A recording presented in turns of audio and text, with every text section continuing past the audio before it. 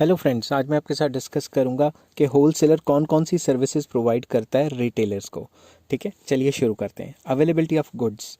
Retailers need to keep a wide variety of goods to meet the requirements of various customer. Retailers जो होते हैं, दुकानदार होते हैं, उनको वाइड वैरायटी चाहिए गुड्स की, ताकि जो भी उनकी दुकान पे कस्टमर आए वो खाली हाथ वापस ना जाए।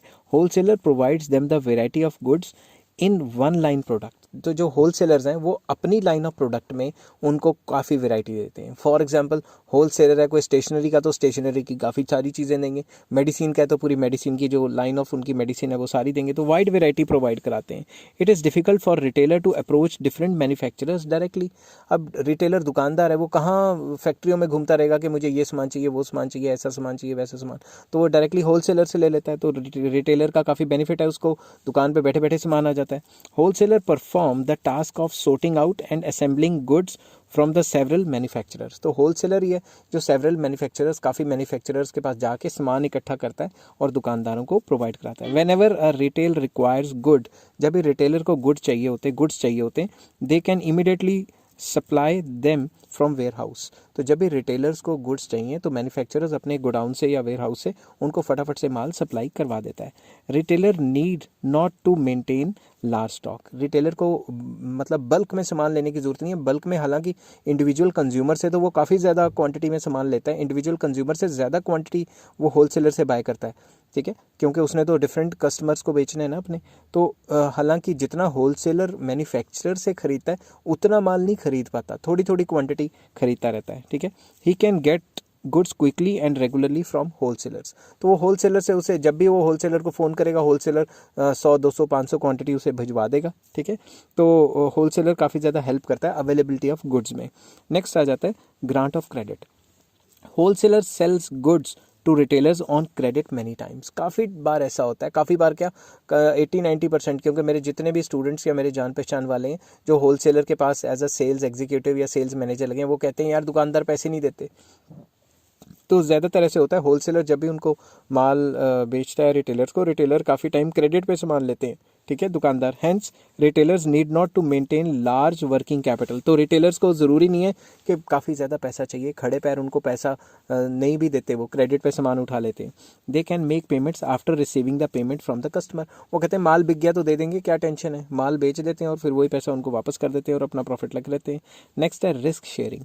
Wholesaler bears the risk of changing demand. Wholesaler ने तो बल्क में सामान खरीद लिया, क्या पता मार्केट में उस चीज़ की डिमांड ही ना आई। Risk of damage in transit. अगर उसने बीच में रखा हुआ सामान और कोई रिस्क हो गया, कोई भी नुकसान हो गया, तो उसी का है। Risk of theft spoilage in the warehouse में थेफ्ट होगी, कोई चोरी होगी या फिर स्पॉयल हो गया, पड़ा पड़ा माल खराब हो गया। Retailers are relieved from all such risk as wholesaler bears all these risk. वो जो है होलसेलर, वो इतने सारे रिस्क झेलता है, तो इस टाइप के रिस्क दुकानदार को नहीं होते। ठीक है, तो उसे कोई रिस्क ही नहीं होता। माल उसने जब भी मंगवाना है होलसेलर से आ जाएगा, होलसेलर के गोडाउन में पड़ा है, खराब हुआ तो उसका। ठीक है ना। Specialized knowledge. Wholesaler has direct link with the manufacturer, so he comes to know about the latest technology used by the manufacturer।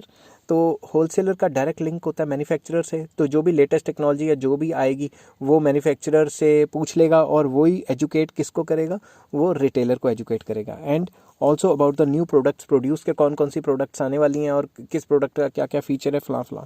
Therefore he informs the retailers about the new techniques, new products and there use. तो वो सारे का सारा product के बारे में knowledge दे देता है, कौन, होलसेलर, क्योंकि होलसेलर मैन्युफैक्चरर से सीख के आया होता है। और अगर होलसेलर नहीं होगा तो जो भी लेटेस्ट चीज़ें आएंगी, अगर तो या तो वो आएंगी नहीं रिटेलर के पास, अगर आ गई तो उसे चलानी नहीं आएगी, समझ नहीं आएगी कि इसका यूज़ कैसा है, और वो कस्टमर को नहीं बेच पाएगा। नेक्स्ट है publicity.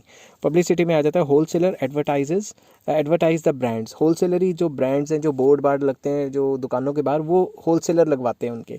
Such publicity helps the retailers to increase the sales. अब उस पब्लिसिटी की वजह से उनकी सेल्स बढ़ जाती है जो दुकानदार होते हैं।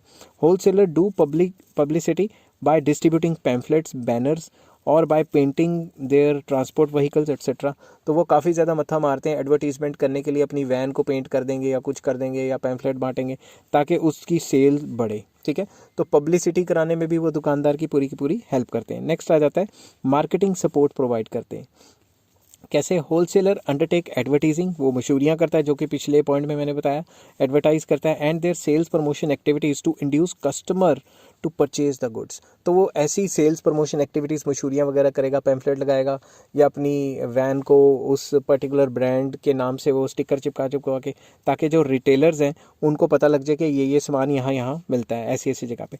तो इसमें आ जाता है retailers are benefited as it help them in increasing demand for various new products. तो रिटेलर्स को पता लगता रहता है कि रिटेलर बेनिफिटेड होते हैं, उनका माल बिक जाता है, क्योंकि कस्टमर को पता लगता रहता है कि भाई इन इन चीज़ों की मशहूरियाँ आ रही हैं, ये मार्केट में आ गई हैं। तो मार्केट में जाके वो रिटेलर से मांगते हैं, रिटेलर फिर होलसेलर से मांग लेता है। तो इससे मार्केटिंग सपोर्ट दे देता है, दुकानदार को कुछ मशहूरी करने कहीं नहीं जाना पड़ता। And last point, economies of scale. Economies of scale में क्या है, wholesaler buys the goods in large quantity so he gets a big discount from manufacturer. Wholesaler bulk में खरीदते हैं और उन्हें काफ़ी ज़्यादा तकड़ा डिस्काउंट मिलता है चीज़ पे। They share this discount with retailers by supplying the goods with low profit margin. तो वो कम प्रॉफिट मार्जिन रख के आगे और ज़्यादा जो माल है वो रिटेलर्स को दे देते हैं कि भाई हमें तो पीछे से 10% का मिला है, 5% तुम रख लो, 5% हम रख लेते हैं। Retailers by the goods in small lots so directly they can not get more discount from the manufacturer. वो क्या करते हैं, मैन्युफैक्चरर से डायरेक्ट नहीं खरीद सकते, क्योंकि दुकानदार ने 100-500 यूनिट खरीदना है, दूसरी तरफ 10-10 हज़ार यूनिट होलसेलर ने खरीदना है, तो उसको तो बड़ा डिस्काउंट मिल जाता है और वो डिस्काउंट वो रिटेलर से शेयर कर लेते हैं। अगर रिटेलर डायरेक्ट जाएगा मैन्युफैक्चरर के पास सामान लेने कि मेरे को इतना डिस्काउंट दे, वो स्मॉल क्वांटिटी पे इतना ज़्यादा डिस्काउंट उसको नहीं देगा। आई होप ये वीडियो आपको पसंद आई होगी। अगर पसंद आई हो तो please like, share and subscribe. Next video आएगी रिटेल ट्रेड पे। Till then take care, have a nice day.